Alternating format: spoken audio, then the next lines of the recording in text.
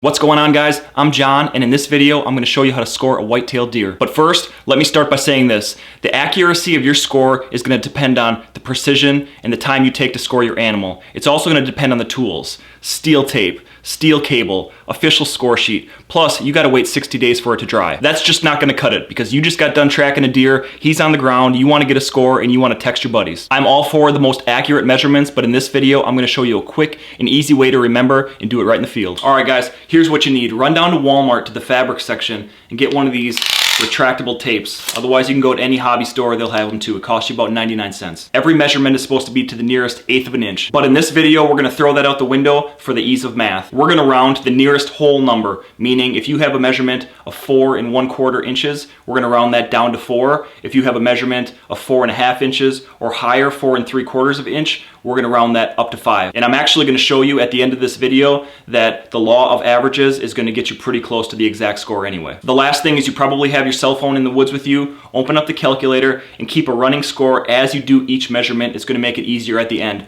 Or even better, if you have a buddy and he's standing over your shoulder, every time you make a measurement, call out the number and let him put it in the phone. 3, 5, 4. Now this is how we're going to break down the gross score of a typical whitetail. There's essentially 3 things you're looking at: the total bone on the right side, the total bone on the left side, and then the spread. To get the total bone measurement, you're going to look at 3 things: mass, tine length, and main beam length. You're going to do that on the other side as well: mass, tine length, and beam length.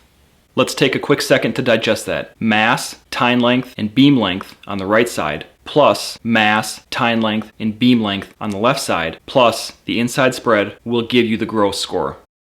Alright, the first thing we're going to do is look at the specifics of each measurement, and then a little bit later we'll go ahead and measure the whole animal. So as far as mass goes, you're always going to take 4 measurements of mass on each antler. Between the base and G1, between G1 and G2, between G2 and G3, and between G3 and G4. If you're scoring an 8-pointer, you're not going to have a G4. So in that situation, you'll find the halfway point between G3 and the tip of the main beam. When taking a mass measurement, you want to find the smallest point on the beam. So for instance, this is between G1 and G2. You're going to want to slide it up and down and find the smallest spot and take the circumference of the beam there. Next, we're going to take a look at tine length. They're all referred to by a letter and a number. So the brow tine, G1, G2, G3, G4, and then the 5th point on the end here isn't actually considered a tine because it's the end of the main beam and we measure it then. When measuring the tine, that's exactly what you do, is measure from the tip of the tine down to the base of the tine. The only thing that's tricky is you have to figure out where does the tine start. And how you do that is an imaginary line. Pretend the tine's not there and the beam keeps going. That would be the starting point. What I do is if you grab the tine like this, you can make it look like the beam keeps going right here. You find that spot, and then that's the start. And then from there, you just measure right up to the tip. As far as measuring the main beam, where you want to start with your tape is at the bottom of the base or the burrs, and you're going to want to get it right on the outside of the antler. You're going to follow the outside of the antler all the way up and around, stay on the outside of the antler all the way to the tip. This is where a steel cable actually can come in handy, but we're just using a ruler and it's going to work just fine. Okay, before we actually score it, let's recap what we're going to do. Total bone on the right side, we're going to take 4 mass measurements. 1, 2, 3, 4. We're going to measure the tines, G1, G2, G3, G4, and then length of the main beam. That's going to give us total bone on the right side. Then we're going to measure total bone on the left side. Exact same thing, 4 mass measurements. 1, 2, 3, 4. Tines, G1, G2, G3, G4.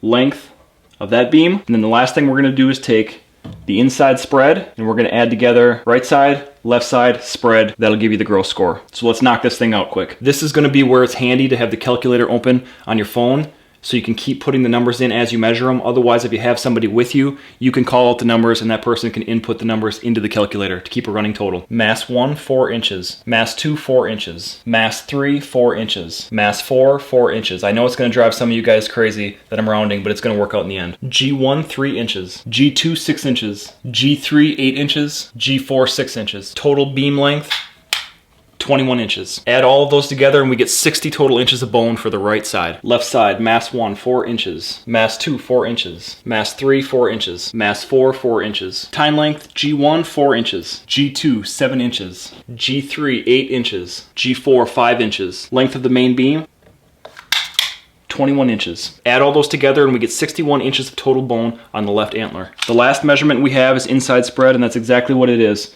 You're gonna find the widest spot on the inside of the right beam and the left beam, which is 19 inches. Now that we've got all the measurements, let's recap. 60 inches of total bone on the right, 61 inches of total bone on the left, an inside spread of 19 inches. Add that together and we get a gross score of 140 inches. All right, remember when I said that we were gonna round the numbers and I was gonna show you how close that score got to the actual score? Well, here we go. 140 inches is the gross score that we came up with in this video. The actual gross score of this animal to the 1/8 of an inch was 139 3/8 inches. So this scoring method was only off by 5/8 of an inch. Plenty accurate to let your buddies know how big your deer was. Let me finish by saying one thing. Not all trophies are created equal. They're actually just a product of geography, genetics, habitat, hunting pressure, and predators. A hunter in the Upper Peninsula of Michigan might wait his whole life to lay his eyes on a 150 class buck, when there's a guy in Iowa that might not even consider shooting one unless it's at least 150 inches. My point is, the record books don't take that into consideration, and that's not a knock on anybody or any hunter. But you can head over to antlerscore.com,